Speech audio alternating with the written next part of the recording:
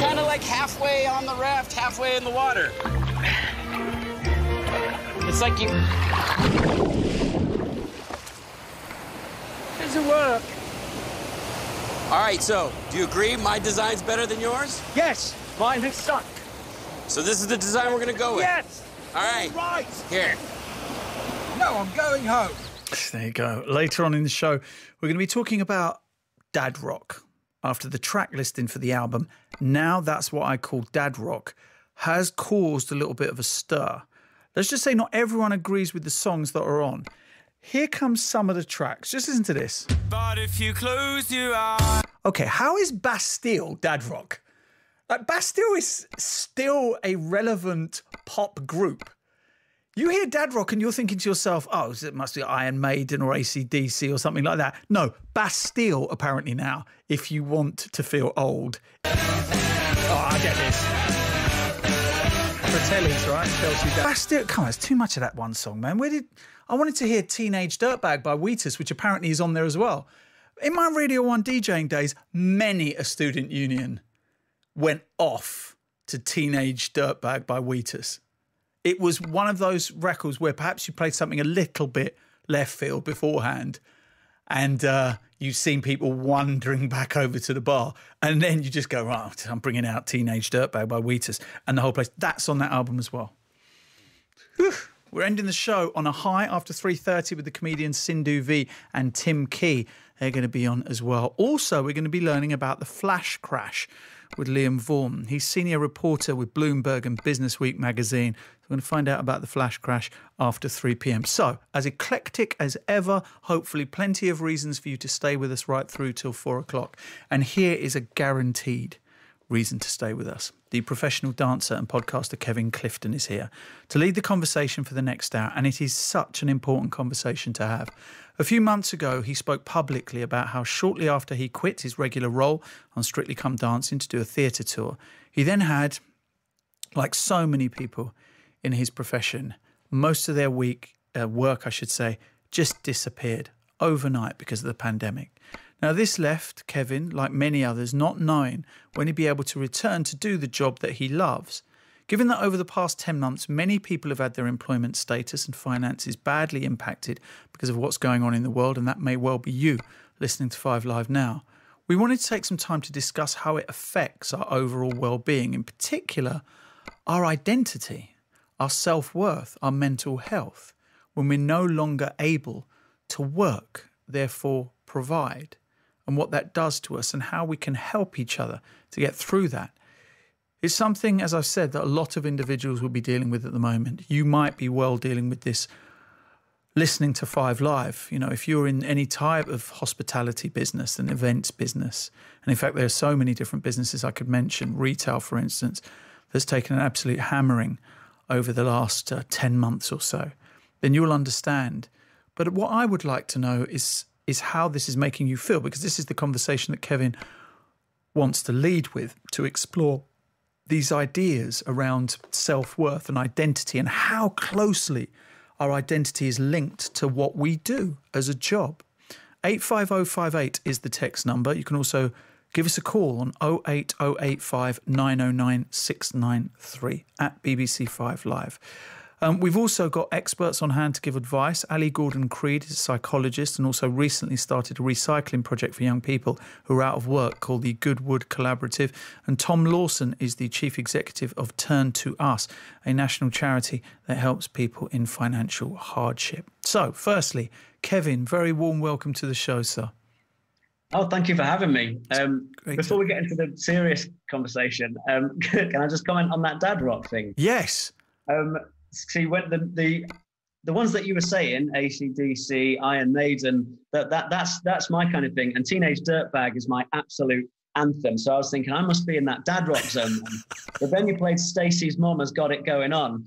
I'm not allowed to sing that in my house. So I'm not so sure.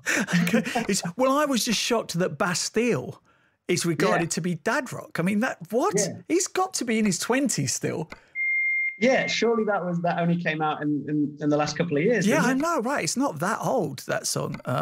by Bastille. So I'm glad that Teenage Dirtbag is one of your favourites, because I mean it's just such a great record, Can someone just get that for me, just on my cart wall here, so I can play it at some point? Wheatus, Teenage Dirtbag. I'm just going to play it. I'm going to pretend I'm back on Radio 1 again. Anyway, so Kevin, let's just talk about leaving, the decision to leave Strictly, and the optimism that drove that decision.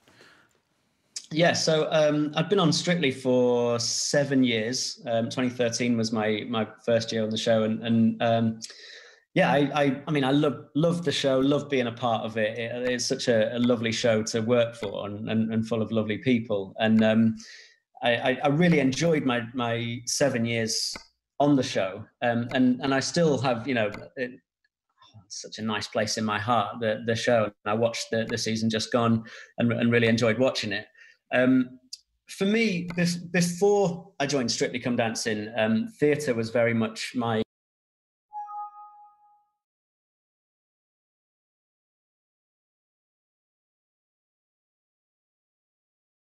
and I always had an eye on returning back to it, and I do a lot of acting and singing as well as dancing. So I always had an eye on, I want to explore these things a lot more and play different characters. I felt on Strictly, I had an amazing 7 years, and I was thinking at the time, when's the time to go and explore these things a lot more. And I'd had conversations with the producers, in that last year that I was on the show, saying, I am thinking about when's the right time for me to go and do these other things. I've got sort of a lot of opportunity is there for me in terms of different shows and musicals and things.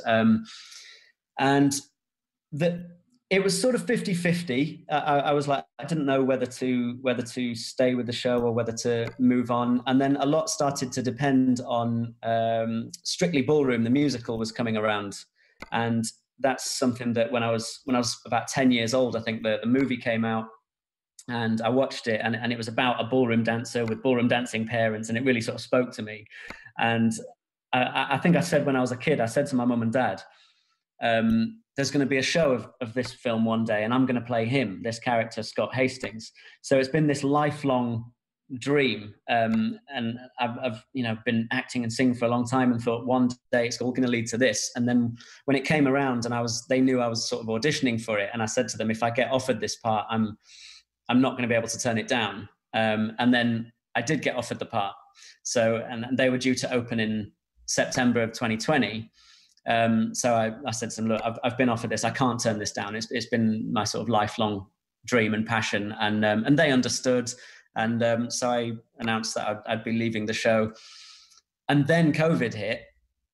So suddenly, no one was sure about theatre. But at first it was very, we're going to be out for a couple of months. There's going to be no theatre for a couple of months, and it's going to be summer, or it's going to be, September will be fine. Or then it was Christmas and things were getting moved back. And Strictly Ballroom, the musical, decided to move the show back for a year. So they just said, we're going to open in September 21, rather than keep delaying the show and keep stressing about it. So that got moved back a year. So now we're due to open in September 21. But yeah, I was all set to be in the theatre for a year, and then COVID wiped it out. Kevin, in terms of, and I don't obviously want to know the amount, but in terms of savings, how many months did you have? Well, I'm quite fortunate that I've always been very sensible with my money, and I sort of identified if I was going to be a performer. Yes. You have to be sensible. So I sort of look at having more than one stream of income. There's other things that I do outside of the performance world. So I invest in property, and I'm interested.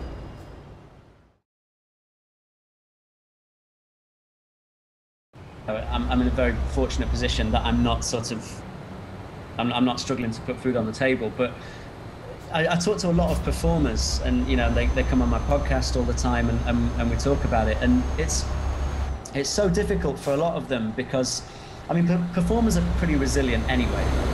They know that if they're going to be going into this life in the theatre or in movies, whatever it is, there's going to be times when they're not working. It's not like a normal 9-to-5 job. They go from project to project, and sometimes, you know, to get that project they want, they have to go through a period of not earning. And so performers are pretty resilient. But the problem for a lot of people when I speak to performers now is that even like I'm talking top level performers that have been performing in the West End, it's not only necessarily just a case of it's a mess now until this all gets sorted out and the vaccine's taken hold and we can all get back to normal, because for them it's once we get to that point where we're all hoping everything's going to be normal again, there might not be work for them. Because, like I say, performers go through these periods anyway, and some shows have been completely cancelled. Like I say, I'm very fortunate that I have Strictly Ballroom to go back to. I have a dance company, Burn the Floor. I have sort of things ready to go for when everything gets back to normal. But a lot of performers don't. And it's a case of, one, we're going to look to this period, maybe it's September, whenever it is, when things can get back to normal. But there's no guarantee there for those performers that there's going to be work for them. One, they have to go back through the audition phase. A lot of theatres are going to close anyway. You know, so it's a really tricky situation financially. Were you aware, Kevin, before the pandemic, of how defined you were by what you did? Were you already aware of that? Or not having the option to do it has made you aware of that? Well, it's a big question. I think that's the big second point of this. Like the first point is the financial worries for people. The second point is this idea of identity. And I've done a lot of thinking over the years of sort of what my identity is and who I am. And a lot of my identity was wrapped up in what I did as a performer. Like when I was a competitive ballroom dancer, I was very sort of hair in a side parting, wear my suit and tie and look my best and have to play that role of a ballroom dancer. And I was very much, my identity was wrapped up in that. When I went into, I had a period of rebelling against that and went into sort of musicals and went into the Burn the Floor dance company and sort of, I was like, no, I'm going to be something completely different now. So I became a goth, and I was long black hair with black fingernails and black eye makeup. And I was like, this is how I perform on stage. Therefore, this is how I dress, and this is who I am. And then Strictly Come Dancing was another thing altogether. And yet now I think almost bigger than any kind of worry about work itself is, it is very specific to the performance industry, but I'm sure this is the same for a lot of people in other industries, where you are defined by, or you do feel as though you're defined by the work that you do. And for me, I guess my biggest problem with any of it, and I want to keep stressing that I do know I'm in a very fortunate position with the position that I'm in with performance work, and I've got things to go back to. But for me, I think people assume that a lot of performers are sort of big personalities, extroverts, you know, life and soul of the party all the time. And actually, a lot of performers are the opposite. And for me, I'm very much an introvert. And contrary to what people might have sort of think that they see on something like Strictly Come Dancing, when I'm in performance mode, I'm very sort of confident and extrovert and sort of loud in a way that, because that's my way of expressing. That's how I can release all of my emotion and feelings, and I can explore parts of myself and my identity and lose myself in characters, whether I'm performing in dancing on Strictly or whether I'm in a musical or something like that. When I come off stage or off camera, I'm pretty quiet, and I'm not the life and soul of the party. I don't like huge crowds around all the time. I'm very much like, I'm quite happy sort of with one or two people, and like I enjoy this kind of conversation like I'm having with you now, as opposed to a big party event. And but performing always felt to me, and especially in the last few years, I've felt this, like it was my outlet.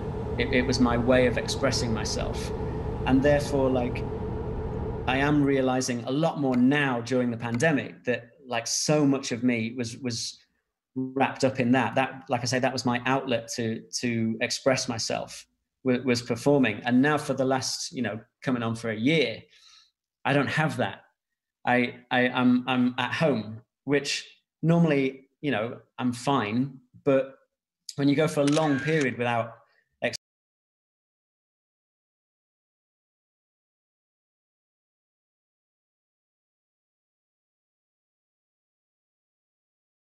it's difficult. Some people turn to it in different ways. Some people I hear, you know, they turn to meditation. That's how they allow themselves to just breathe or focus for 10 minutes or half an hour to get away from, you know, any kind of anxiety about what's going on in the world.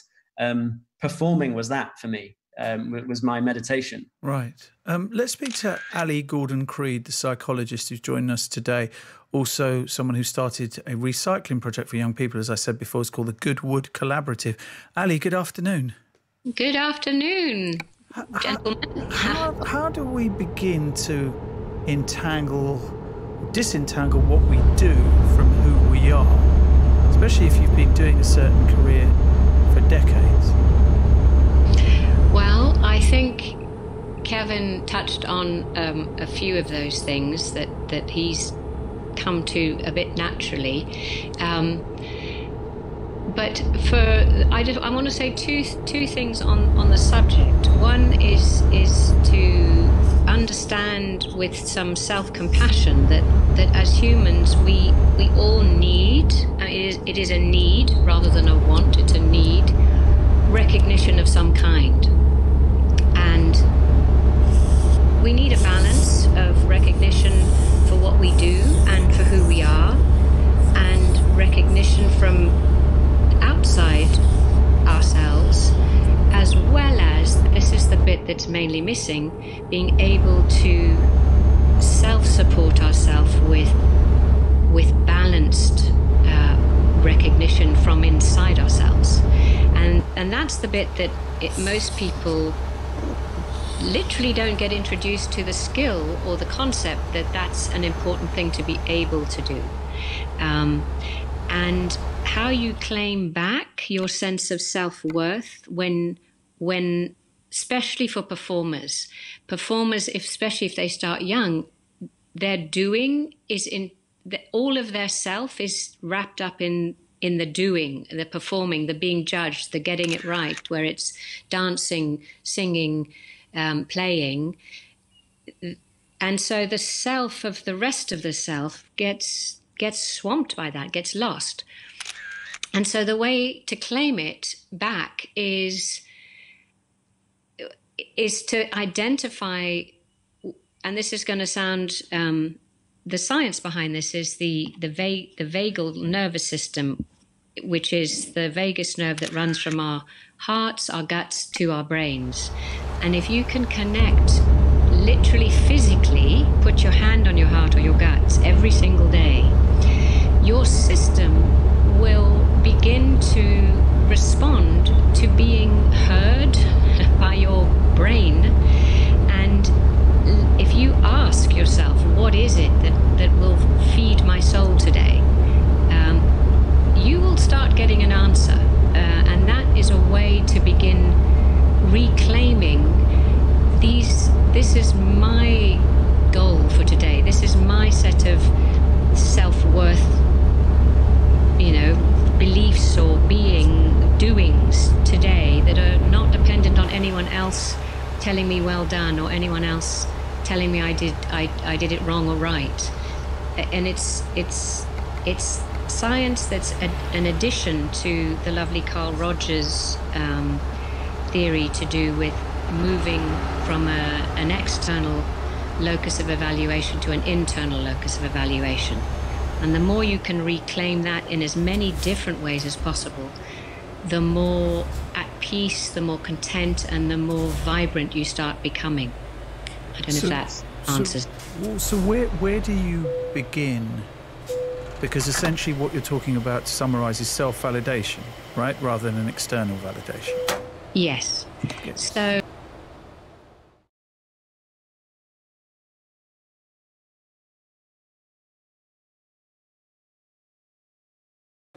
define themselves by going in and serving customers and making sure that people are happy, and that feedback, as you say, from those people who've said you've done a great job, thank you so much, has given them that so that validation every day. But then that's been taken away for the last 10 months. Now what?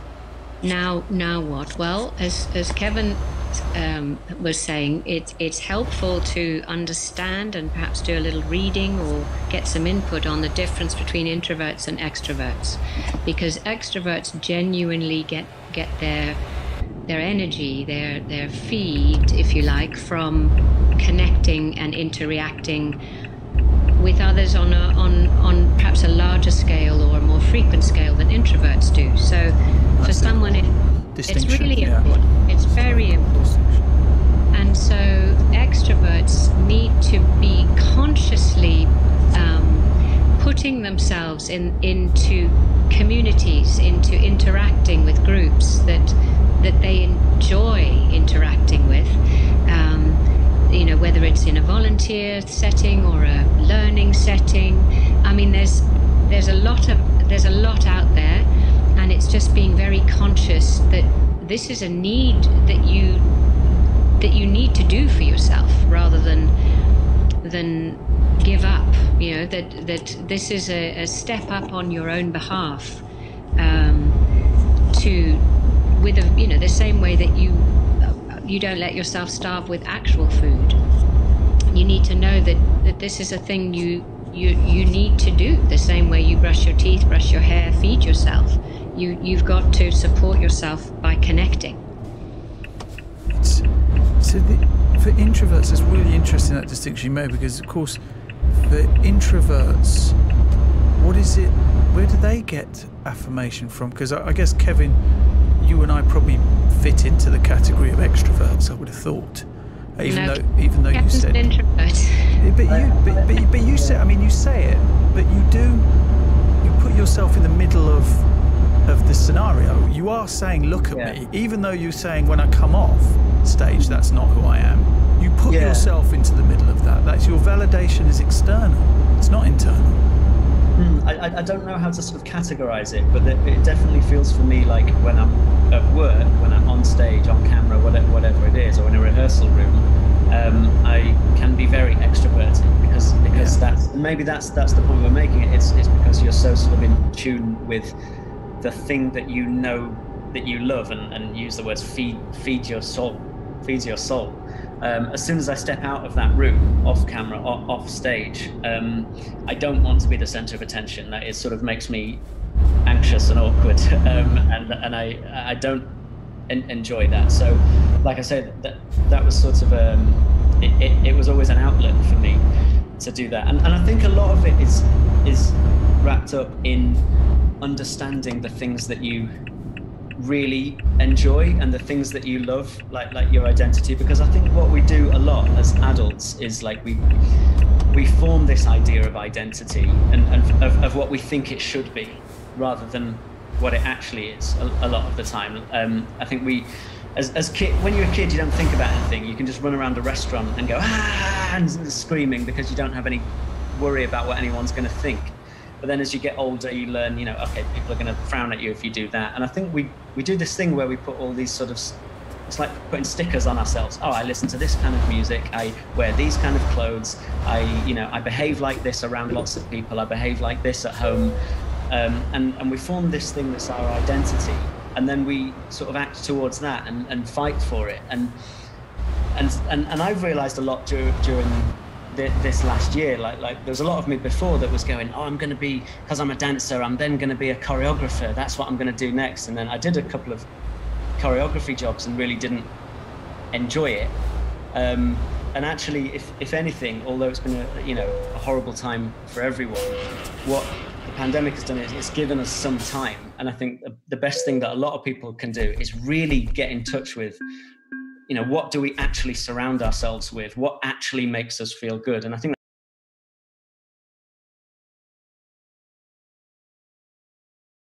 that's the thing that we think we should for some kind of position or status or ego. But Tom Lawrence is with us as well from the charity Turn to Us, which is a charity that helps people in financial hardship. But, Tom, this is a good afternoon to you, by the way, Tom. It's difficult because, if you defined yourself, and so many people do define themselves by work, don't they?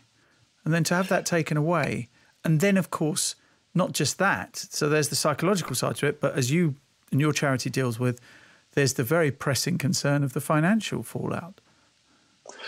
Good afternoon, Nihal, and good afternoon, everyone else. It's great to be on the programme. Good to have you I here. think that's and it's Tom Lawson, not Lawrence, but don't worry. I'm sorry. Sorry, no, Tom. it's no problem at all. No big deal. I think it's when we don't have enough of something, whether that's relationships or food or money, our brain does a couple of things. One is that we kind of focus on how do I get the thing I need. So and our psychologist colleague Annie will be familiar with this. So people will tunnel, and it's a bit like if you've ever had to do a piece of work by a deadline. You stop checking your phone, you stop looking at your emails. The only thing you do is the piece of work.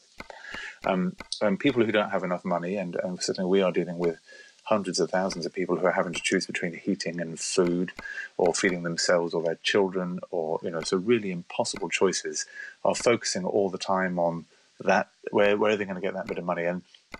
And so they'll be pretty short-term thinking about that and not paying attention to other things. And also, when we are in that mental stress all the time, we lose what psychologists call executive control, or you and I might call self-control. So, faced with a chocolate and an apple, we're going to go with a chocolate.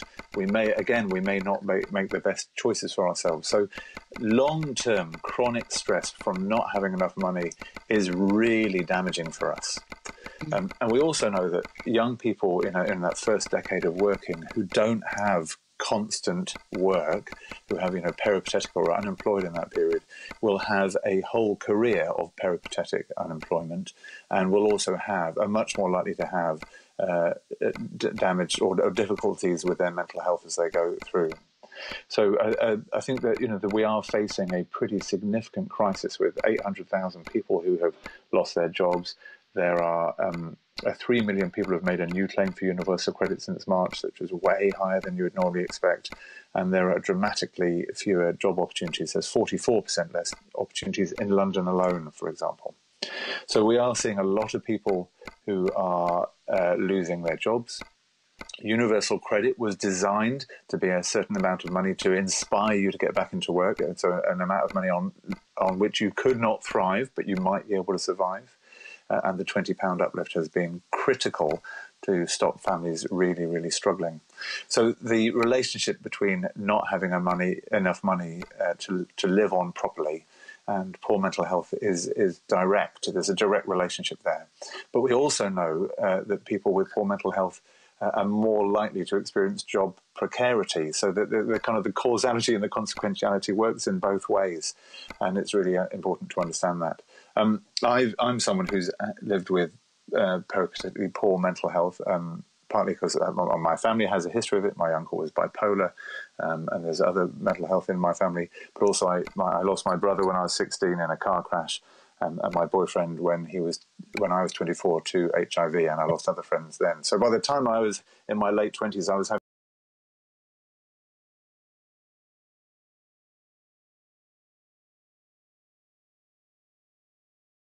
to be able to pay for psychotherapy, and I lucked out on a brilliant psychotherapist. But it was critical that access to professional mental health support was what enabled me to keep working, and without it I absolutely would not have been able to stay in my job, and I would have lost my job, no doubt about it. And I'm now, I'm someone who practiced at living with poor mental health occasionally, and I know how to manage it really well because I had a brilliant psychotherapist. So you can really see the kind of the complex relationship between income, mental health, lack of mental health, lack of income, and jobs. And I think the other thing I want to point to, which is I've only ever had jobs where I've had a kind of contract of employment where it expresses a codependency between me and the employer. So that the employer can guarantee I'm going to do a whole bunch of work, and I can guarantee the employer will let me have sick leave if I'm mentally unwell. And I've done that. Even as a chief executive, I've done that. But so many new contracts, 0-hour contracts, for example, do not afford that. The contract between the employer and the employee has been broken. The employer can still depend on that person to do their work, but the employee can no longer pretend that they have got the security of that sick leave from their employer. So I think where employers have the choice, I would always urge you to think about a real contract between you and your employees, because the longer your staff work for you, the better they're going to perform. So, strive to achieve real contracts with employment. And I always encourage the government to think more properly about protecting people in their employment so that they can be well. Universal credit, which is a very live issue. Without it, hundreds of thousands of children will fall into poverty. Tom Lawson there, Chief Executive of Turn to Us. In a while, we're going to be speaking to Rhys Blithell, who's a comedian. He's in Wrexham and he's been waiting some time, so I apologise to Rhys. We'll get to him in a little while. Richard Walker, who's Physics of Happy on Twitter, said, extroverts direct their best mental functions outwards. Introverts point them inwards. Where we find affirmation is a different process. Also, it is not a given for all people that they need affirmation from outside. That, again, is a personality feature. Richard, thank you. 38 minutes past 1. Tom Green is here with the headlines. Listen on BBC Sounds. This is BBC Radio 5 Live. Thanks, Nahal. New official figures show the number of people who have died from COVID-19 in the UK has passed 100,000. The data from the Office for National Statistics is based on death certificates that mention the disease. More than 30,000 care home residents in England and Wales have now died with COVID-19, also according to the ONS. In the week ending the 15th of January, just over 1,700 residents died in either care homes or in hospital, with COVID mentioned on their death certificates. That's an increase of a quarter on the previous 7 days. The government says it's confident of meeting its target of vaccinating 15 million people by mid-February, even if restrictions are placed on jabs coming from mainland Europe. The EU is in dispute with AstraZeneca, which largely makes its vaccine in Britain, after the firm said it wouldn't be able to supply tens of millions of doses as planned. As a result, Brussels is now considering imposing export restrictions on the Pfizer jab. And the rate of unemployment has risen to 5%, the highest level for nearly 5 years. Figures from last month also showed there were 828,000 fewer people on company payrolls than at the start of the crisis last February. The Employment Minister, Mims Davis, said many people were facing difficult times, but the vaccination programme and government support schemes meant that there was light at the end of the tunnel. As the news, Delith has the sport. Tom, thank you. Gary Neville's giving his backing to a proposed bill in the Commons which could start the process of creating an independent regulator in English football. The former Manchester United and England defender says that money doesn't get distributed fairly down the divisions and wants something put in place to make it happen. Football at this moment in time is doing what it's done for the last 20, 30 years, which is essentially continuation or a new way of responding. We live in the world, and as artists we respond to what's going on around us. I mean, that's human and natural. And, some people do that by high risk of getting ill from COVID. Detainees qualify if they're over the age of 55, have high blood pressure, or have diabetes. All of them can thank this order for the special treatment they're getting. The rollout of this deportation moratorium clearly, at very least, has been chaotic, but it also has implications for the rule of law, for the nature of this country going forward. Stephen Miller has thought a lot about this. He's a former White House senior advisor, joins us tonight. Stephen Miller, thanks so much for coming on. So explain, since you just spent 4 years in the face of very intense opposition, both outside the White House and within it, working on this issue. What does this mean? Tell us the implications of Joe Biden's presidential directive on immigration. Thank you, Tucker. This is the most extreme directive, I would argue, really in the history of modern law enforcement that's ever been issued. Let me break it down for everybody. Acting Secretary Pekoski issued a memorandum on the evening of January 20th, the day of the inauguration, putting into place a 100-day deportation moratorium. There's very narrow exceptions in that memorandum that would apply to only a handful of people in a given year. It would be, terrorists and spies and really extraordinary cases. But the 180,000 people that ICE removed last year, those same 180,000 people could not be removed this year as a result of that deportation moratorium. Now, of those 180,000 people, Tucker, 92% of them are criminals, either charged or convicted of a crime. In this memo, there is no exceptions clause for criminals. I repeat, there is no exceptions clause for criminals. What does this mean operationally? And why was that email sent? What it means, Tucker, is that the work of ICE officers will grind to a halt beginning February 1st. Why February 1st? Because that's the date by which ICE has to come up with implementing guidance for the memo. And so every sheriff's office, every police department, every correctional facility in the country that for years has been handing over illegal aliens to ICE to pick them up and take them home, which is the bread and butter of ICE's work, all of those people will not get picked up anymore. Why won't they get picked up? Because you cannot arrest someone you can't deport. That's the foundational principle of immigration law. ICE is not a jail. ICE has detention facilities exclusively for staging people for removal. You cannot pick up somebody that you're not going to remove. So, beginning in just a few days, about 12,000 criminals a month are going to be released into U.S. communities. I'm basing that 12,000 number on what the average was last year of how many arrests were given in a particular month, or how many arrests were made in a particular month. It could actually be higher than that, because last year, obviously, with the pandemic, numbers went down a bit. With the vaccine, arrests normally, you would expect them to go back up. So I'd say between 12 to 15,000 criminals a month, Tucker, are going to be loosed back into U.S. communities. But it gets even worse. In addition to that, they are forbidden by the terms of this memo from removing visa overstays. Any student who comes here, any foreign worker who comes here on a temporary visa, that expiration date now means nothing. Worksite enforcement, Tucker, gone. It doesn't exist anymore. As of January 20th, Joe Biden has declared there is no more workplace immigration law. You, as a U.S. citizen, do not have the protection of your laws. Your civil rights do not matter. What about immigration courts, Tucker? What if you fail to appear in immigration court? Can you be deported under this memo? No. What if you show up in immigration court, you're ordered removed, but decide not to go home? Can someone come, pick you up, and take you home? No. The whole system, Tucker, is dismantled.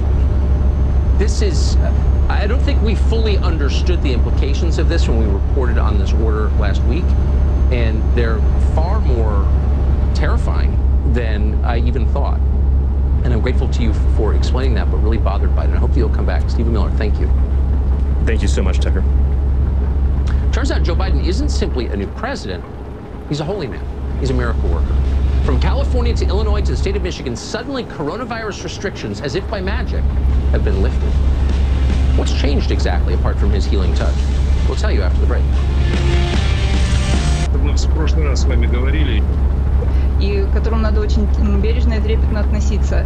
И обязательно должны быть консультации специалистов, психолога и гинеколога, и она должна знать правду. Она должна знать правду о последствиях. Electricals on the blink? Switch up with AO.com. From TVs to toasters, we've got over 100,000 electricals in stock from top brands like Samsung, LG and Bosch. You can get your perfect products delivered 7 days a week. And with over 200,000 5-star Trustpilot reviews, you can be sure you're making the right switch.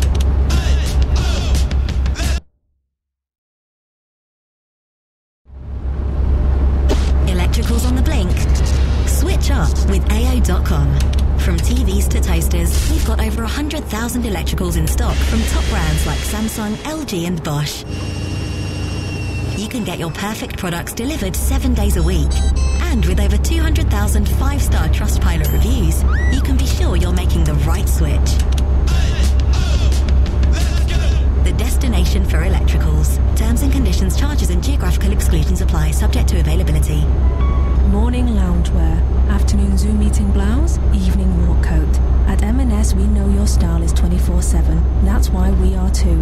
Order from marksandSpencer.com by 8 p.m. for next day delivery. Subject to availability, T's and C's apply. See marksandSpencer.com for further details.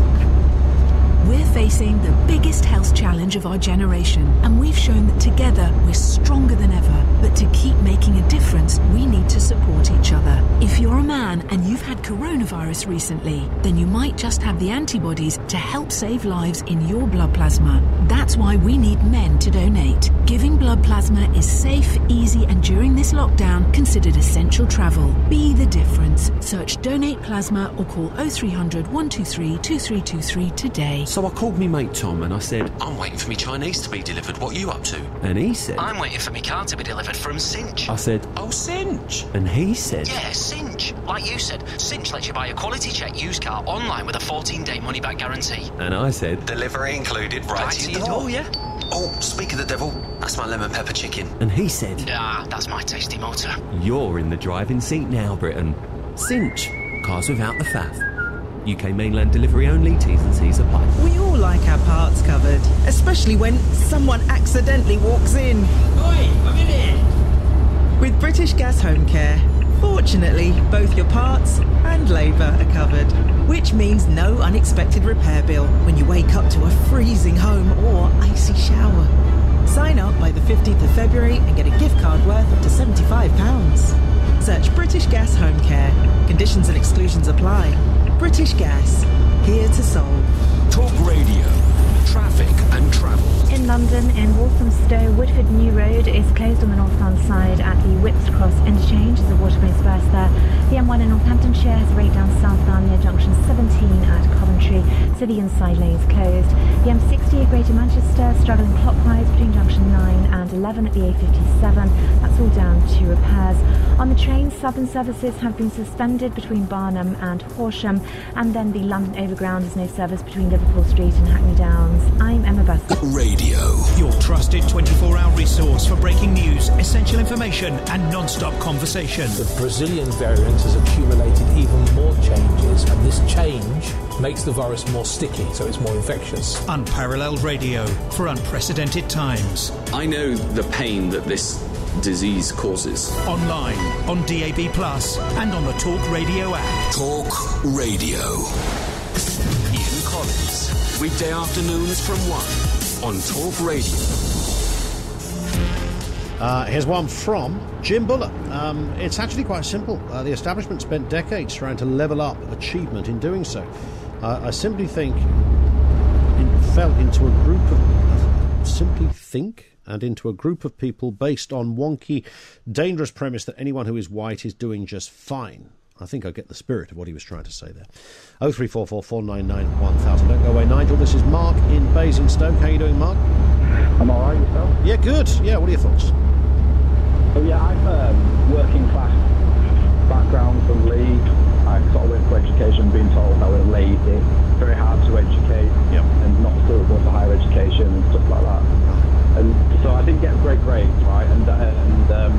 And eventually I ended up working with bar and stuff like that and usual things. But anyway, I went on to university in the end. I somehow made it there because a charity ended up paying for me. Seriously? How did that come around, Mark? What was the process? Oh, it was weird. I'd been deferring because I just couldn't afford. I was trying to work full time while doing my A-levels. I was in with debt, so I kept on deferring it. And then one day I just phoned the office and said, look, I really can't afford it again. I'm going to defer it again. Yeah. And she phoned me back about an hour later and said, look, we've just got this new charity that's asking to support people from working class backgrounds, and we think you fit the bill. So it was just total fluke. And wow. So I applied and ended up getting on the charity. I had to do like an access year, to be honest. Sure, yeah. Okay. My grades weren't good enough. And what did you do at university, and what did it mean you went on to do? So I did civil engineering, but I'm now a director in financial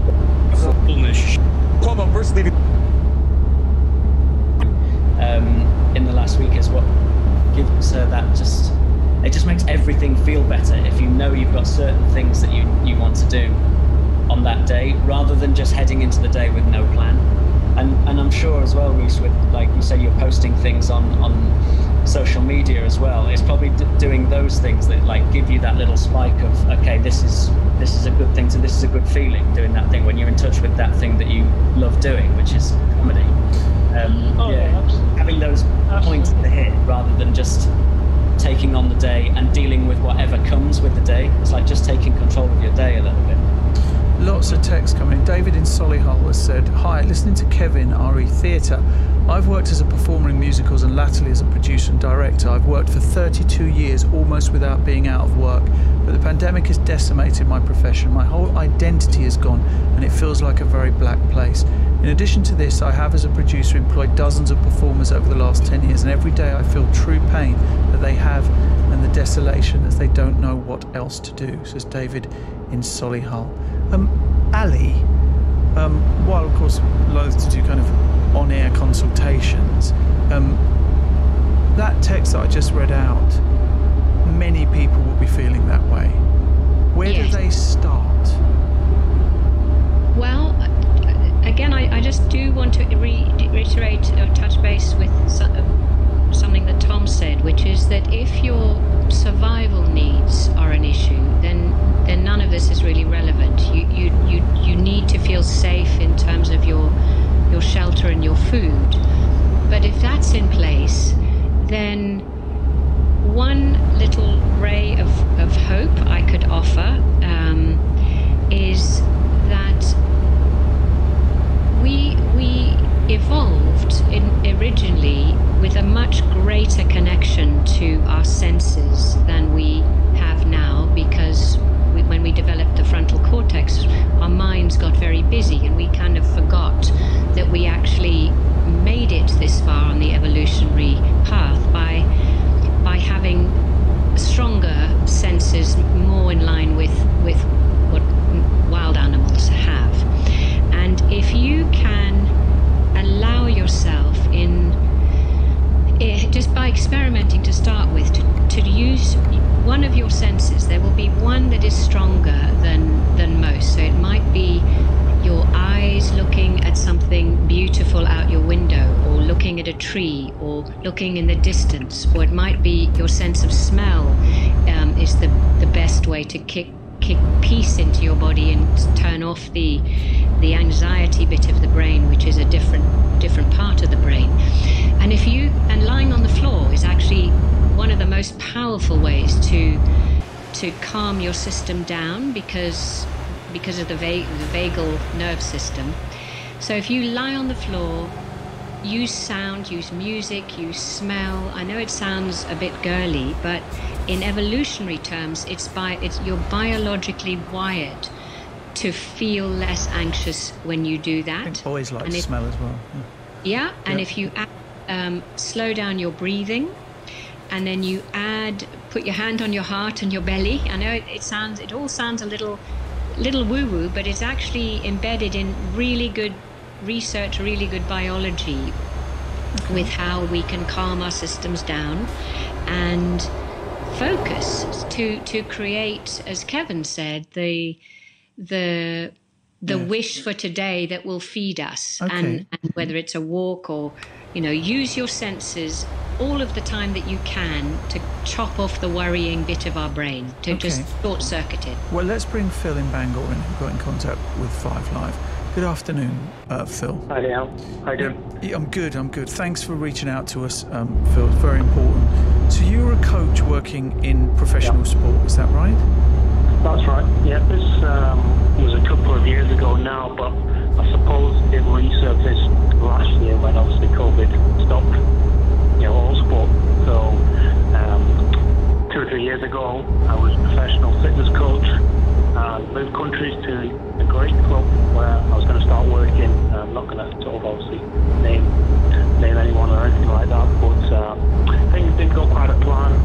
And unfortunately, I then was out of employment, fairly shortly after arriving in the new country, and things did start to kind of spiral a little bit. But I was very, very lucky that I went to see a psychologist, and she really helped me with some measures that I was able to sort of reuse again last year. And I just thought I'd share them because without those, it really would have sort of been a downward spiral into not being able to probably get out of bed. It was kind of that sort of, when you're in it and you're used to being so busy, and professional sport gives you that adrenaline rush, and then boom, one day it's all taken away, and unfortunately you're left with, well, what do I do now? So the best thing that I've shared with other people was an acronym called BACE, so BACE, and it just kept me focused every day on B for body care. So that might just be as simple as, right, I'm going to get a shower,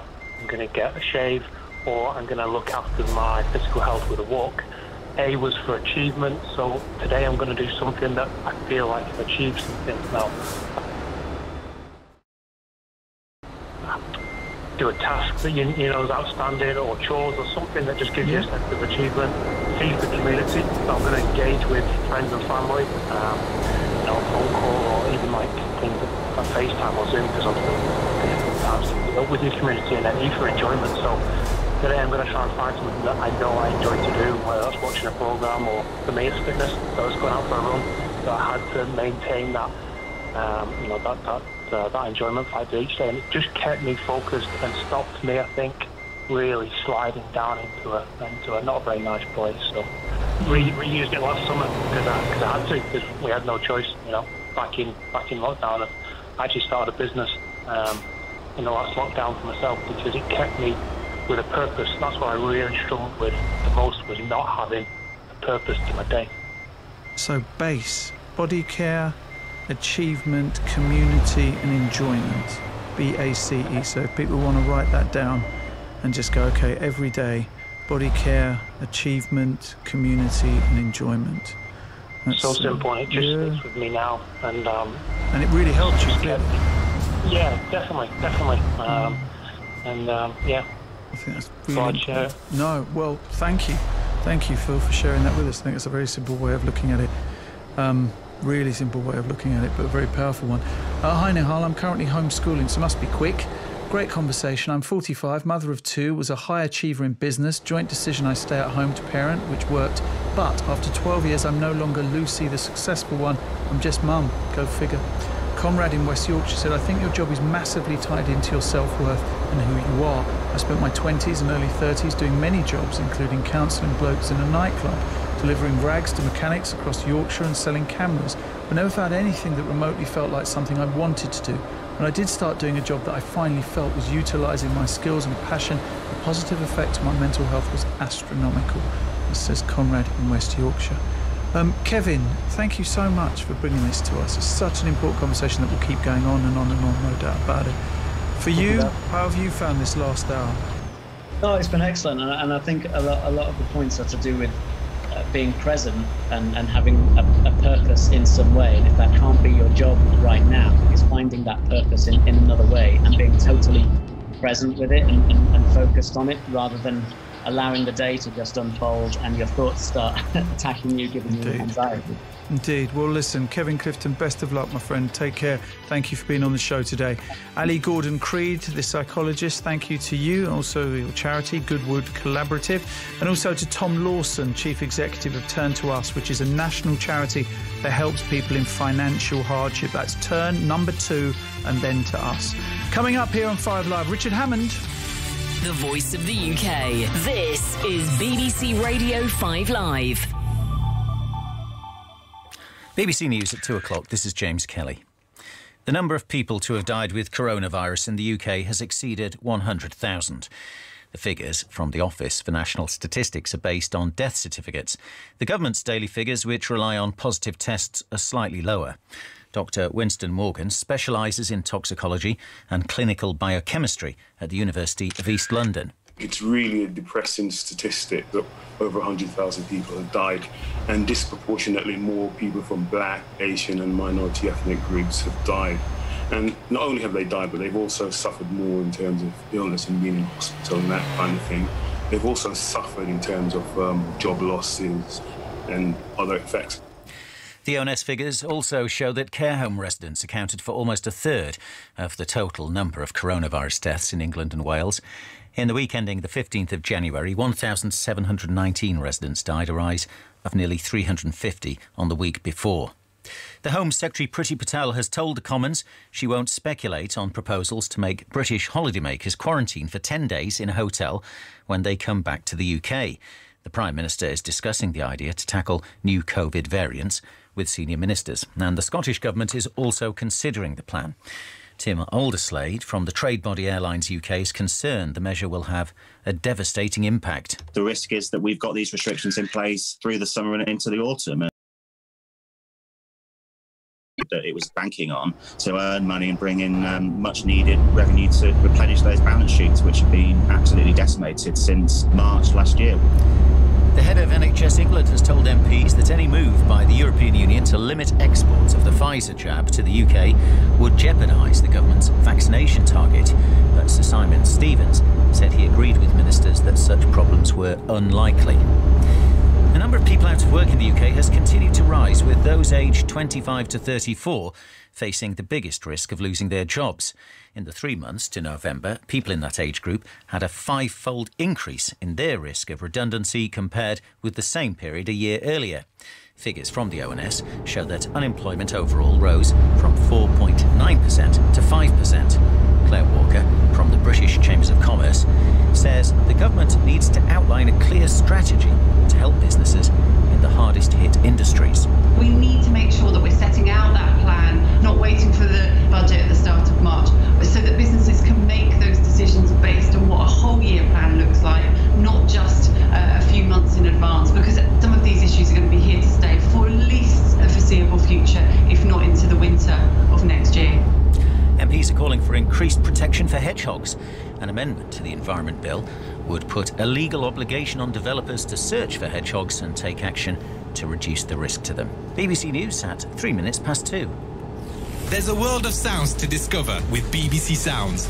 Like that pulse-pumping moment when your team creates something sensational. What a strike that was! With exclusive 5 live match commentary. A huge goal! Or explore a treasure trove of mixtapes, like Sounds of the 90s with Fern Cotton. Just let the nostalgia take you away. I love this song! Discover the power of BBC Sounds. Download the app to listen. BBC Radio 5 Live. The voice of the UK. Nahal Arthanaika. Listen live, pause, rewind and discover with the BBC Sounds app. Hello. Now, I'm of a certain age, which means that when I think of dad rock, I think of things like Iron Maiden and things like that. But an album came out a couple of years ago, but went viral on social media over the last, 48 hours or so, when people rediscovered that tracks that are now regarded as dad rock as songs such as this.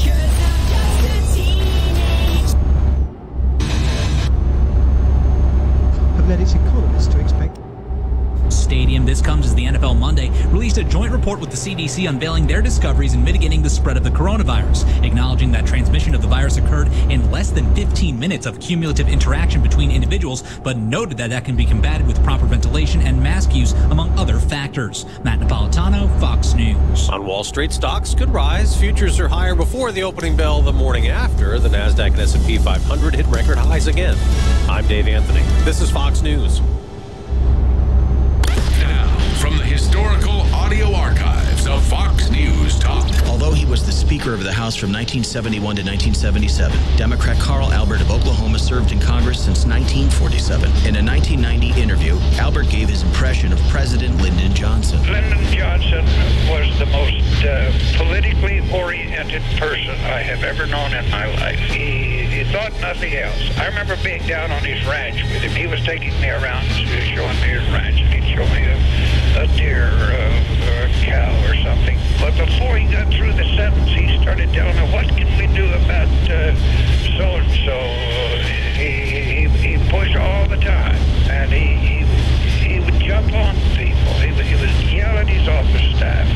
He'd even yell at members of Congress. Stay tuned to hear more history as it unfolds before your ears. It's the audio archives of Fox News Talk.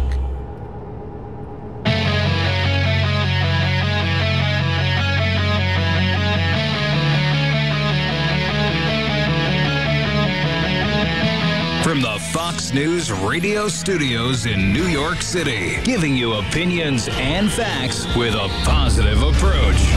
It's Brian Kilmeade. All right, everybody, get ready for the latest edition of the Brian Kilmeade Show. Alan West in about 30 minutes, but you next, 1-866-408-7669. We have a lot going on today. We have more executive orders just flowing out of the White House, and it's all about climate change. Today is going to be racial equity. I guess what this is, that's code for reparations, really? Wednesday, the climate crisis. Does it every day the climate crisis with Joe Biden? And then healthcare, then immigration. He's making a crisis there. And we'll discuss that throughout the show. well. And then, of course, take your calls. So let's get to the big three. Now, with the stories you need to know, it's Brian's Big Three. Number 3. There are going to be new faces that are going to be the spokespeople for our party and their own vision. President Trump, of course, will continue to have influence. But I think our party is going to return to some of our more fundamental principles, which is standing with our allies and pushing it back against people like Kim Jong-un and Vladimir Putin. Yeah. The future of the GOP becomes clear as impeachment looms. President Biden weighs in. And by the way, Donald Trump's office speaks out. Suddenly, Republicans are stepping up to defend him. I'll explain. Number 2. All regions effective immediately are no longer in the stay-at-home order and will move back into the blueprint we refer to as a blueprint for a safer economy. Really? So he's doing some outdoor dining all of a sudden? Does that have anything to do with the recall? COVID confusion on vaccines, school openings, and rescue packages. Now suddenly Democratic states are beginning to lift their lockdowns. Well, I'm glad about this. It just reminds me of pure politics and unnecessary suffering over the last year. Number 1. I don't buy for 1 second that the vitality of American manufacturing is a thing of the past. That means we're going to use taxpayers' money to rebuild America. We'll buy American products and support American jobs. Great. So the taxpayer money for American jobs, buy American, maybe, hurt America, yes. So far, Biden's executive orders, Bonanza, has sent a clear message. America doesn't matter, and party's agenda does. Oil, gas pipelines, the wall, people take a backseat to climate and correctness, and it's ridiculous. Now, do you remember we found out that one of the first things that Joe Biden wanted to do is not only get the $900 billion during the last weeks of the Trump administration, he wants $1.9 trillion for a pandemic relief in every way, shape, and form, for the schools, for the economy, for small business, for vaccine distribution. But yet, how do you explain this? The Biden administration reportedly considering allocating COVID-19 funds for climate change programs. So he's taking money out of FEMA for climate change programs. That is not, to me, showing consistency of an emergency. What we are seeing with Joe Biden is he is about clean energy. Do you know the XL pipeline is about clean energy too? Do you know that with the stroke of a pen, 11,000 people, minimum, maybe more, union workers picked up, got their lunch pail, got in their pickup trucks, yeah, I'll stereotype, and left. One home because they were out of a job. One of them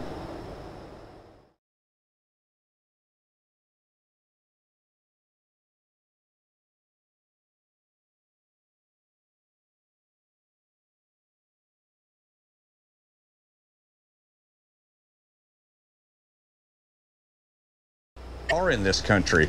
That would be the first question I'd ask the new transportation secretary. Where are these jobs? He also has stopped oil drilling and exploration on federal lands. That's going to cost jobs too. They have 5,000 to 10,000 people working on the wall in Arizona, Texas, New Mexico, and beyond. California, they've got 450. They have enough money for 350. That has stopped. Please tell me why that works. Why are you creating a crisis on the border? Why are you letting people get in here when you won't let people come with passports from our allied nations who we have great relationship with because of the pandemic? Why would you do that to our border states? And I just hope Republicans understand that this is a legitimate opportunity, not a political opportunity, to say what you would do different. Please tell me any policy that blatantly got rid of jobs that Donald Trump put out. I didn't see any. If some happened, it happened. But he defeated regulations. He actually went out of his way to lower taxes. He made it easier to operate and have a business. John Hofmeister, former president of Shell Oil, always speaking with reason and practicality when it comes to the oil and gas business, which is a cornerstone of American security. Cut to. The Keystone cancellation makes no sense for the future good of the American people. It's a very short-sighted because we're going to continue to need infrastructure. Even if we don't use gasoline at some point, we still need petroleum for so many other applications, including jet fuel and including, heavy freight. And just like I said before, the petrochemical industry. So oil's not going away. Anyone that thinks it is certainly doesn't understand how the economy works. and how science works, we're in for a number of years of struggle while we also work on the next set of alternatives. It's just strange because Joe Biden sits there and says, I remember my dad looking at the ceiling, wondering how I'd kind of tell my kids I lost my job, and he had to leave us in Pennsylvania, went to Delaware to make a living. He said, I'm going to get a job, I'm going to send for you.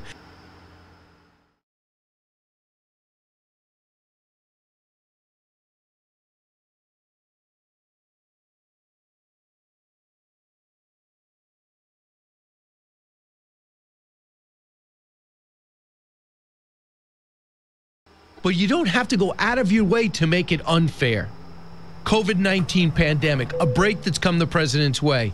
31% cases down in 2 weeks. Deaths down 4%. The vaccines are picking up. We're already averaging about 1 million per day. That was his goal. It was way too low. He realized that yesterday. Actually said it. You know, we were for a president that evidently had no vaccine plan.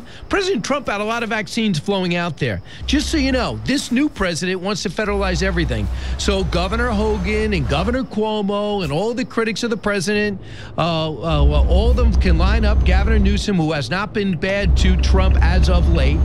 Just know you're losing control of this. They're going to decide. They're going to set the regulations and tell you what to do. So he admitted yesterday that 1 million is not going to get anything done for a year, and we're already at 1 million now, and you can't say you were left with nothing. Cut 11. I promised that we would get at least 100 million vaccinations. That's not people, because sometimes you need more than one shot, the vaccination, but 100 million shots in people's arms of the vaccine. I think with the grace of God, the goodwill of the neighbor, and the creek not rising, as the old saying goes, I think we may be able to get that to 1.5 million a day rather than 1 million a day. Oh, we're going to get much faster than that. Everyone's going to get better at it. No doubt about it.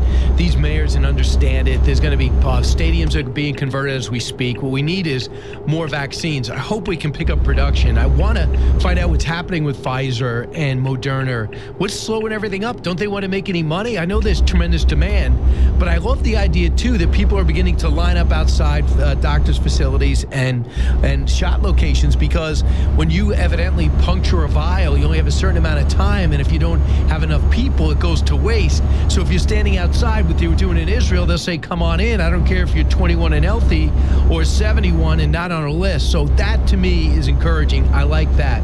So elsewhere, what are we also talking about? I talked about Barstool on the streets of New York last week. They have a fund for small business. Open up this state, open up this city. Give people a shot at being successful responsibly, with the plexiglass, with the separation, with the new ventilation system. But instead, in places like California and New York City, they just told everyone, eat outside or don't eat at all in California's place. Why? Too dangerous. Suddenly, not so dangerous when you have a Democratic president, when you're trying to be recalled in California, when 1.5 million people sign up and say you suck as a governor. Here is Gavin Newsom. Suddenly he realizes, I think I should let people go out. Cut 14. All regions effective immediately are no longer in the stay-at-home order, and will move back into the blueprint. A blueprint many of you are familiar with, the blueprint we refer to as a blueprint for a safer economy. Really? Can you expand on that? Cut 15. We're seeing a flattening of the curve. Everything that should be up is up. Everything that should be down is down. Case rates, positivity rates, hospitalizations, ICUs, testing starting to go back up, as well as vaccination rates in this state, but we are not out of the woods. Yeah, pick it up. People understand. You're going to start seeing people eat outside. You can do that in California. I looked at the weather. It's like 70 degrees today. You can do that in Florida. You can eat indoors too. And if you ever walk through New York, and I hope you don't have to, what you see is people eating outdoors and set up their own mini houses. They're like sheds. You walk in, the door closes, the ceiling's low, the ventilation's there, but there's no way it's safer than going inside. In the end, they're going to say what idiots these leaders were, consulting or not consulting with scientists. What they have set up in order to comply and try to make a living puts us even more in danger. And we also know if there's something like Super Bowl Sunday is happening and you have a 10 o'clock curfew and you cannot get the whole game in. So if you're kicking people out at 9 o'clock for a game that starts at 6 o'clock, you're not going to do it.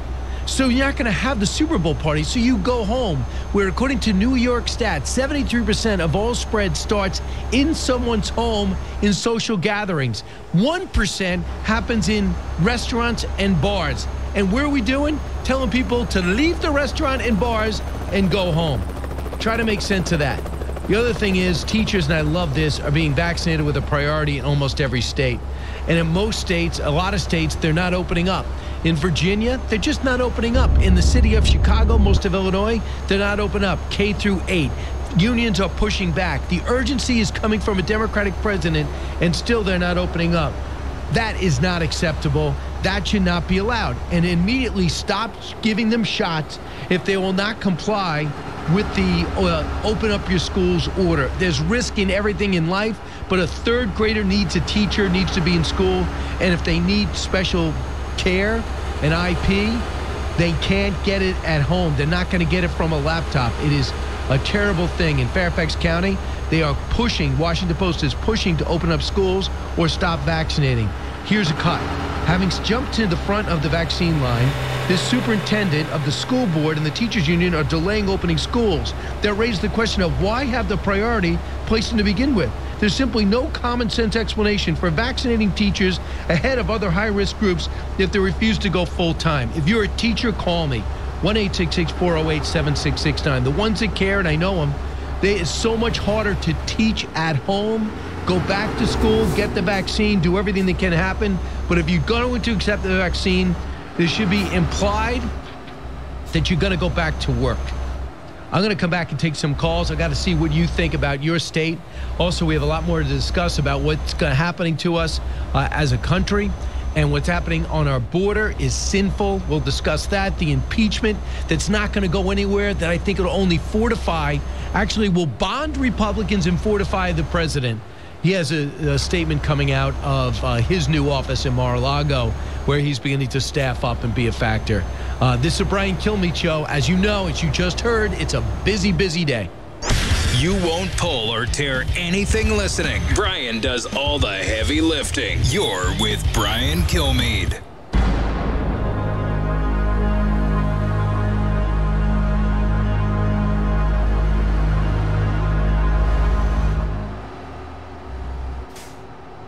Have you seen what's happening with the stock market? Record highs every day. How long can this possibly go on for? By the way, this is exactly what happened right before the 2000 dot-com bubbles burst. Remember that? Protect your savings in retirement by putting them into something safe like real gold and silver. I'm not talking about gold or silver stocks, but into real gold and silver you can actually hold in your hands. How do you get real gold and silver? By calling the Oxford Gold Group today at 833-600-GOLD. Now, the Oxford Gold Group will teach you everything you need to know about owning real gold and silver. It's so much easier than you think. So call the Oxford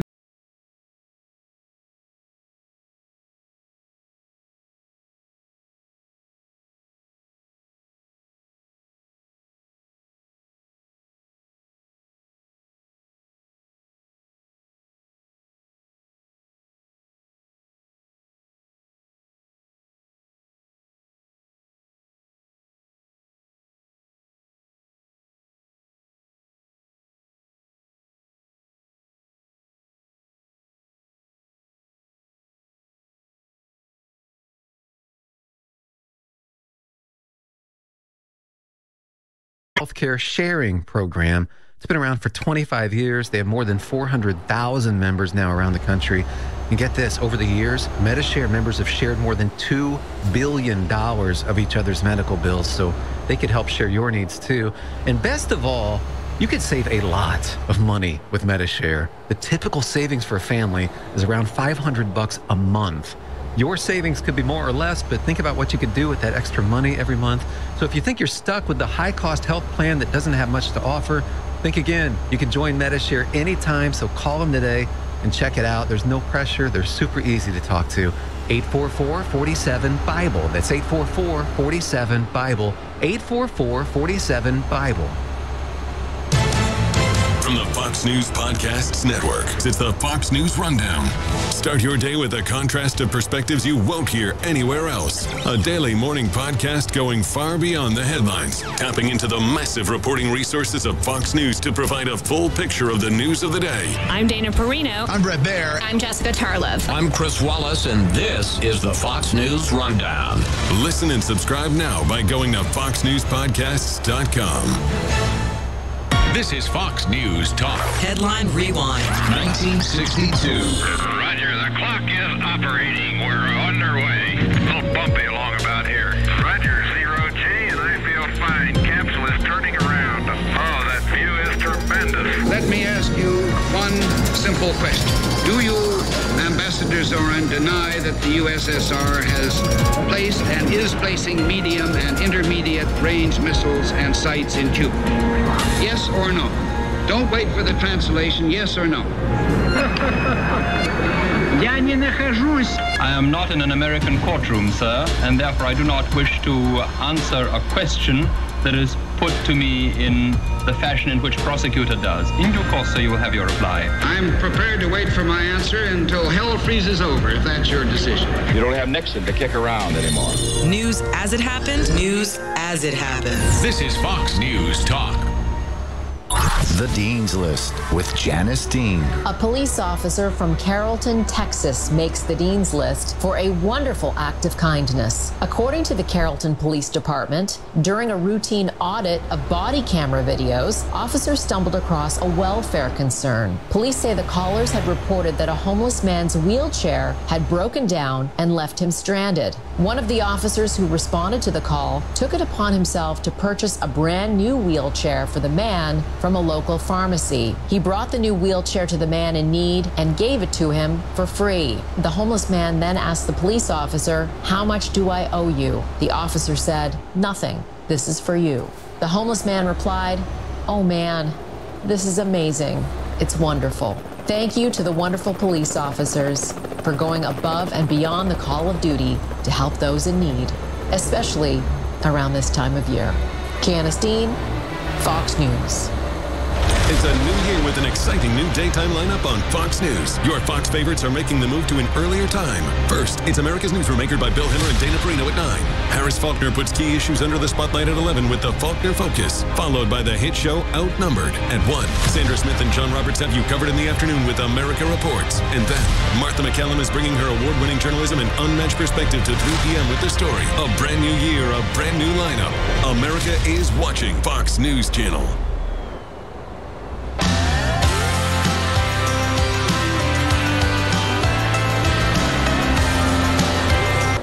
Почему этот фильм привлек такое массовое внимание, на самом деле чем-то похоже на «Он вам не Димон». Да, с этими там миллионами, десятками миллионов просмотров. У Владимира Путина в 20 лет была репутация такого честного диктатора, честного автократа. Что он, конечно, диктатор, он, конечно, законы под себя меняет, он оппозицию уничтожает, но лично денег не берет. То есть никто не мог показать там ни один счет, принадлежащий Путину, ни один особняк, там шикарный, да, принадлежащий Путину, никакой зарубежной квартиры, ничего не было. На имя Путина не зарегистрировано ничего.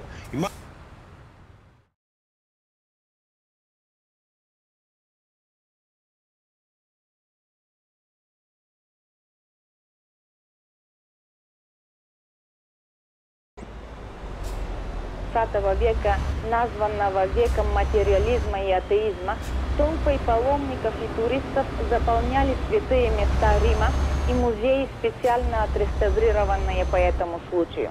Для организации многочисленных религиозных событий и юбилея, а их было больше 3000 в течение года, потребовалось тесное сотрудничество между Ватиканом и итальянским государством. Муниципалитету Рима удалось избежать хаоса в городе, которого опасались многие. Благодаря заслугам за успех юбилейного года, мэр Рима Франческо Рутелли смог стать кандидатом левоцентристского блока на пост будущего премьер-министра Италии. Событие, собравшее в Рим наибольшее число паломников,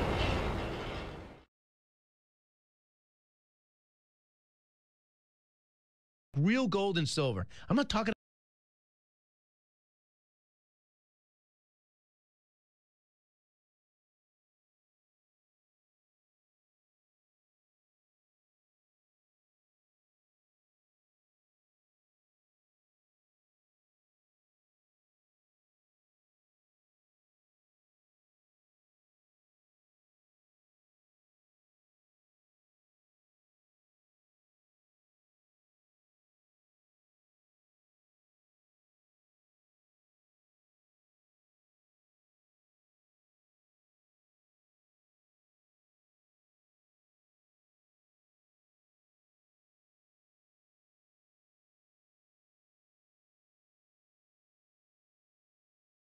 время своего паломничества в Святую Землю Иоанн Павел II преклонился пред памятью жертв геноцида евреев в музее Яд Вашем, и тот, когда Святой Отец помолился для примирения между религиями у стены плача в Иерусалиме. Ирина Стоилова. Свобода. Программу «Континент Европа», в которой мы подводим... Тут единственное, что официальная линия, да, которая сейчас со стороны официальных лиц, она еще до признания того, что Владимир Путин там бывает, не дошла. Ну вот вы, как вы говорите, это мы знаем по свидетелям, приведенным в фильме «Расследование». Соответственно... Да, у нас, извините, насколько я понимаю, вот я читаю там то, что пишется о пресс-конференциях или, не знаю, о брифингах Пескова. Ага. Его никто не спрашивал об этом. Да, до этого еще не дошло. Опять же, я уверен, что дойдет. А что они там делают с Песком? Вот смотрите, ну, опять же, работает как бы по одному-два вопроса. Там движется все постепенно. Я тоже это замечаю. Смотрите, раньше спрашивали, значит, Путин скелет и дворец. Он сказал нет. И Путин еще потом выступил и сказал нет. Теперь спрашивают, а почему охраняет ФСО? Он говорит, ну это надо у ФСО спрашивать, ну мы запрос типа сделаем. Вот, и я уверен, что когда скажут, что почему это охраняет ФСО, я даже не знаю, что там может придумать на этот счет. Вот, то... Они скажут, государственная тайна, вам не положено знать. Сегодня еще, да, сегодня спросили, хорошо, не путинский, но чей? Вот, и рано или поздно, конечно, дойдет до вопроса, хорошо, может быть не Путин, но бывает ли там Путин? Как надо все остальное пропустить. Александр, вот какое... Послушайте, в фильме Навального показано, кто является юридическим владельцем. Да, вот там фамилии названы. Это совершенно не важно.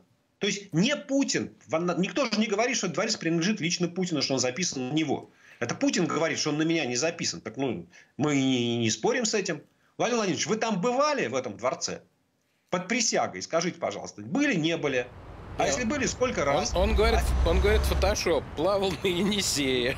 Не. Он прямо на этот вопрос не отвечал. Его прямо в лоб ни ему, ни Пескову никто не задавал. А я считаю, что журналисты должны сговориться. И вот Пескову просто, вот не знаю, каждый раз до тех пор, пока он не ответит, что Путина там не было. Вообще никогда в жизни. Да, мы продолжим и про дворец тоже, и про другие темы с Сергеем Алексашенко, экономистом, через 4 минутки после новостей рекламы.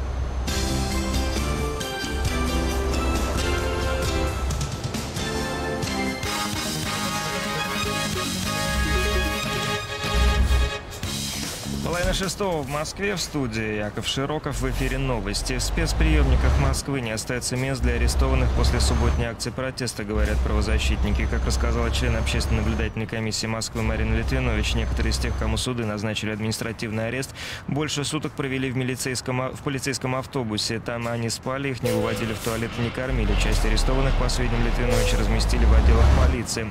В субботу на акции в поддержку Алексея Навального в Москве, по сведениям правозащитников, были задержаны более 1500 человек. Руководство поликлиники МВД в Санкт-Петербурге задержали по делу о выдаче поддельных справок. Как передает агентство «Интерфакс», медицинское начальство выдавало полицейским, росгвардейцам и спасателям за взятки фальшивые документы об инвалидности, по которым те могли получить страховые выплаты. Всего следователи говорят о примерно 100 подобных случаях. В участии в преступной схеме подозреваются в том числе 3 бывших сотрудников МВД. Власти Нидерландов не собираются отменять комендантский час на фоне беспорядков. Акции протеста уже 3 вечера подряд проходят в различных городах страны. При этом митингующие бьют витрины магазинов, поджигают мусорные баки. Первые столкновения произошли еще в субботу вечером на акции противников карантинных ограничений. В последние дни участники стычек выходят на улицы ближе к началу комендантского часа. Они, как передает агентство ТАСС, отказываются выполнять требования полиции. На 84-м году жизни скончался бывший главный санитарный врач России Евгений Беляев. Он возглавлял соответствующее ведомство в первой половине 90-х годов, напомнили в Роспотребнадзоре. Беляев, как отметили его коллеги, проводил коренные реформы в санитарно-эпидемиологической службе. О причинах его смерти не сообщается, даты и место прощания пока не названы. В Москве сейчас 1 градус выше нуля, давление 740 миллиметров ртутного столба. Завтра днем ожидаются небольшие осадки, -1, +1. Яков Широков, служба информации, Эхо Москвы. Когда-то телефон... approaches, it's a very technically demanding job. Did they recognise you from that PR role when you started? James did. Yeah, but I didn't host Jeremy that much. We sort of crossed over because he wasn't doing Top Gear in the period that I was at Renault. So I didn't really have cause to meet him, whereas James was doing Driven and little shows like that.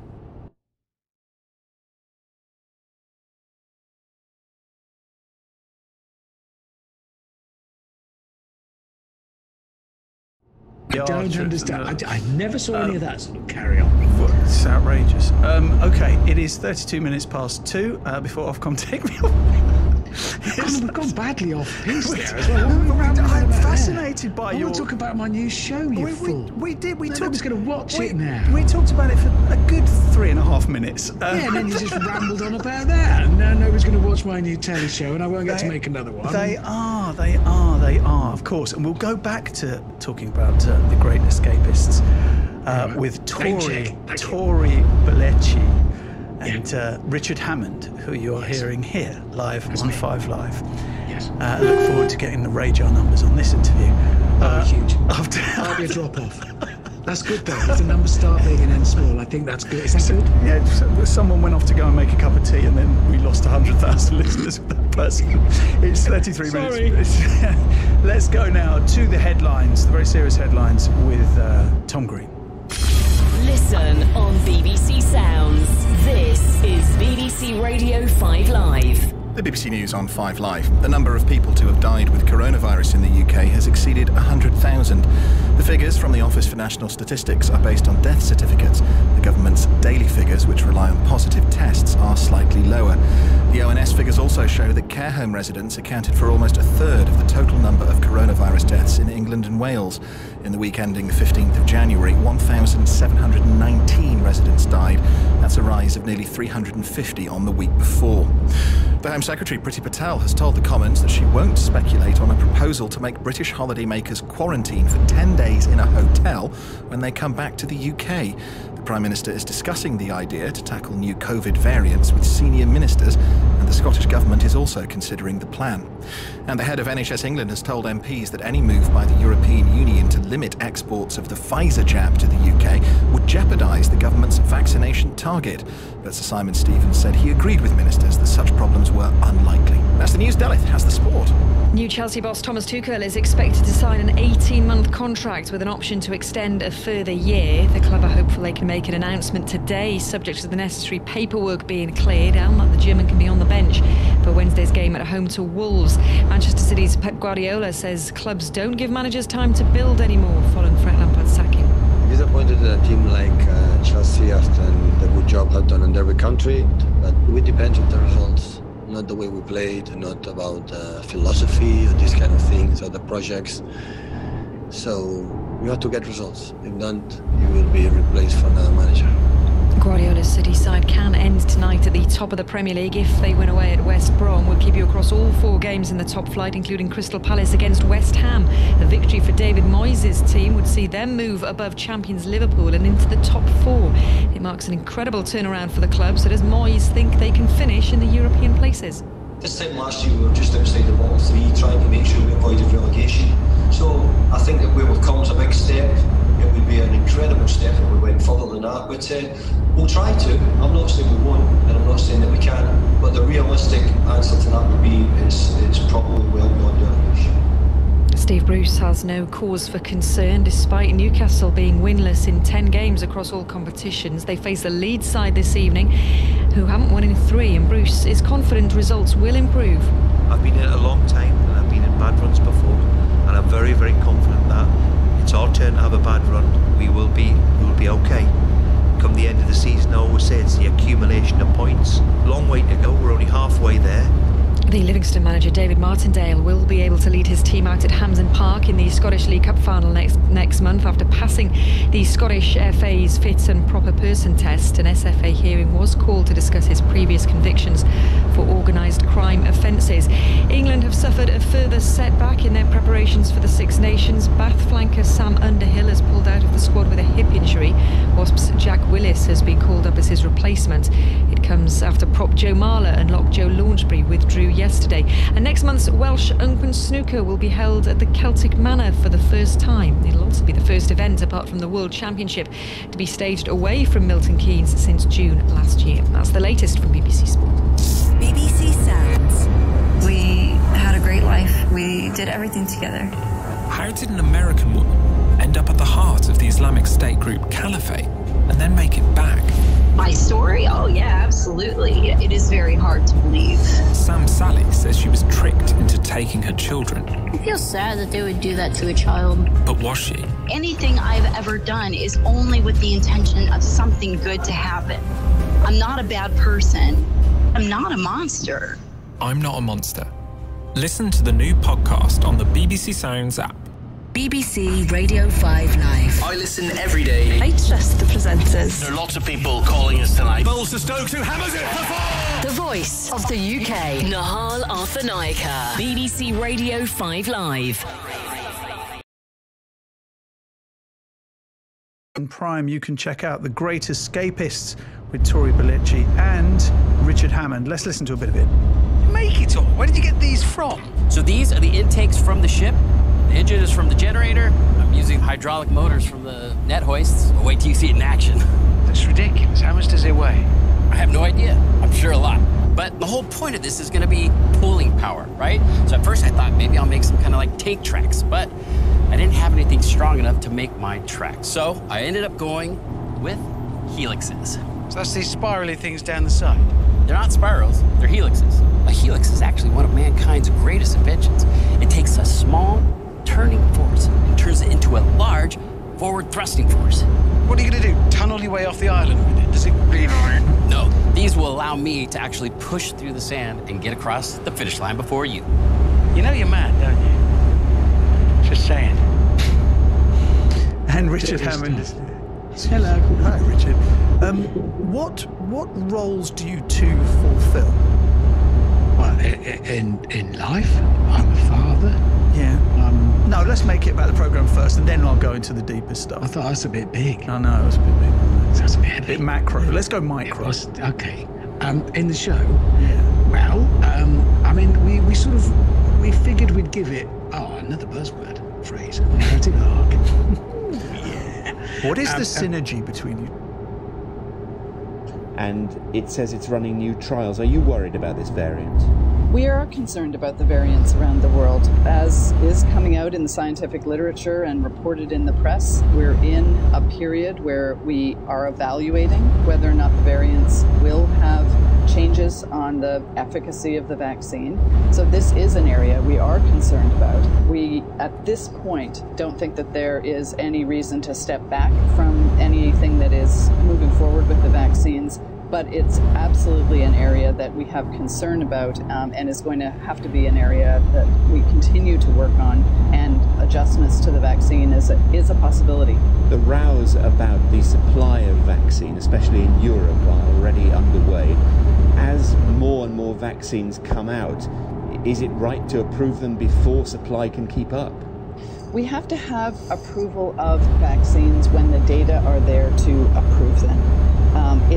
That is the trigger for allowing vaccines to go from clinical trial use to routine use in an emergency use setting and to roll out those vaccines. I can't overemphasize the importance of the regulatory step and the policy review of the data from vaccines.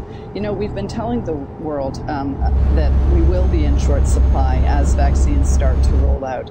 We've had remarkable success of the clinical trials of a variety of products, and all steps are being taken to not create any shortcuts. We are going through every regulatory step, every policy step, every data review step, because it's so critical that everybody understand that going at speed does not mean shortcutting the steps that are needed to assure that these vaccines are safe, are effective, and are manufactured at high quality. Of course, vaccine inequality is already a thing. What can the WHO do, if anything, about poorer countries getting poorer supplies? There is no getting out of this pandemic unless all countries have access to vaccines. No country is going to be safe unless every country is safe. We are committed to equitable and fair access to these vaccines, and the way that we're doing that is through the COVAX facility.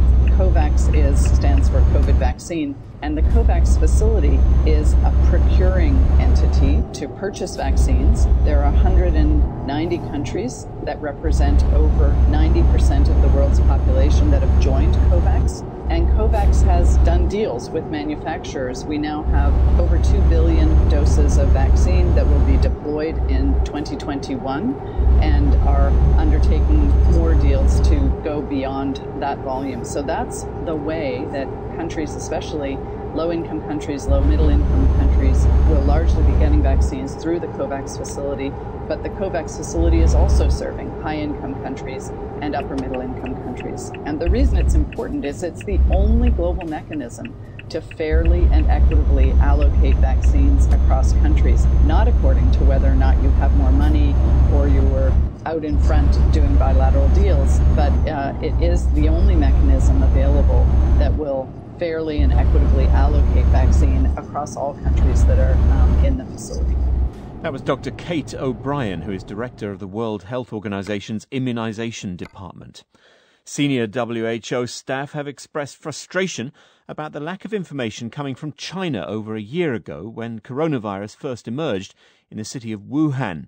Some audio recordings of internal WHO meetings were shared with the BBC by the Associated Press as part of a jointly produced documentary. They reveal unease and misgivings among some of those at the WHO in its early dealings with China. Caroline Hawley reports. New Year's Eve 2019. It's 30 days since a Chinese man in his 70s became ill with a mysterious pneumonia-like disease. But the world was still blissfully unaware of the new virus that would change. Here, and I got a call on WeChat that it was George Gao. George Gao is the director of China's Center for Disease Control. The man who took the call was a leading American virologist, Ian Lipkin. He'd identified the virus, it was a new coronavirus, and that it was not highly transmissible. Well, this didn't really resonate with me because I'd heard many, many people who'd been infected. You know, I don't think he was duplicitous. I think he was just wrong. He should have released some sequences and said, this is what we know. These are the sequences we have. My view is that you get it out. That's the way we do it, because this is too important to hesitate. Viral pneumonia has hit central China's Wuhan city. Authorities have reported 27 cases in total, 7 of which are critical. In China itself, news of the new disease was accompanied by reassurance that it was under control. By this point, state labs were sequencing samples from several patients, but the Chinese government hadn't shared any of the preliminary sequences with the World Health Organization, as it should have done under international protocols. References online to a new SARS-like disease had begun to be censored by the authorities, and the doctor who'd raised the alarm had been taken in by police. Larry Gostin specialises in public health law. It was always going to be very difficult to control this virus from day one. But by the time we knew that it was transmissible human to human, I think the cat was out of the bag. It had already spread. That was the shot we had, and we lost it. By early January, Chinese labs had the full genetic sequence of the virus, but they'd been ordered to keep quiet. And the World Health Organization first learned about the outbreak from social media. The Associated Press obtained leaked recordings of internal WHO meetings and has shared some of them with the BBC. Dr. Mike Ryan, head of WHO's Emergencies Programme, speaks of endlessly trying to get updates from China. The recordings aren't easy to hear, but his frustration is crystal clear. There's no evidence human transmission is not good enough. We need to see the data. We need to be able to determine for ourselves geographic distribution, timeline, the epi curve, and all of that. It's absolutely important at this point. Back in Wuhan, hospitals were filling up and hard-pressed health workers were becoming ever more alarmed. They're not allowed to talk to the international media without authorization. But one, from the hospital worst hit by the outbreak, has spoken anonymously to the BBC. We've revoiced their interview with an actor. Everyone knew it was human-to-human transmission. Even a fool would know. So why say there is no human transmission? This made us very confused, and very angry. The hospital told us that we were not allowed to speak to anyone. They wouldn't even let us wear masks. They said they were afraid of causing panic among the patients.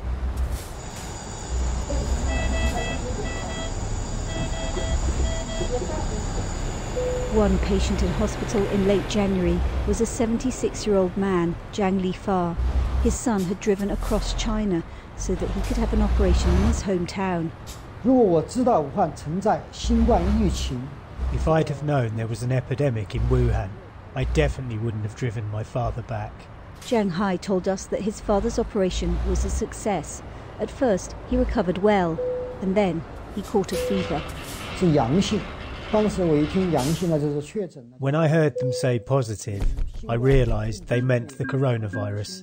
My heart sank. It was me personally who brought him.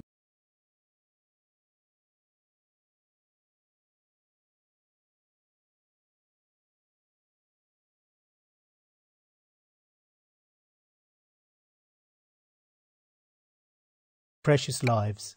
In all, around the world, more than 2 million people have now lost their lives to coronavirus, and many more will be living with its effects for years. China's government told the BBC in a statement that it had always acted with openness, transparency and responsibility, and in a timely fashion. But it wasn't until January the 20th, 7 weeks after the first known patient got sick,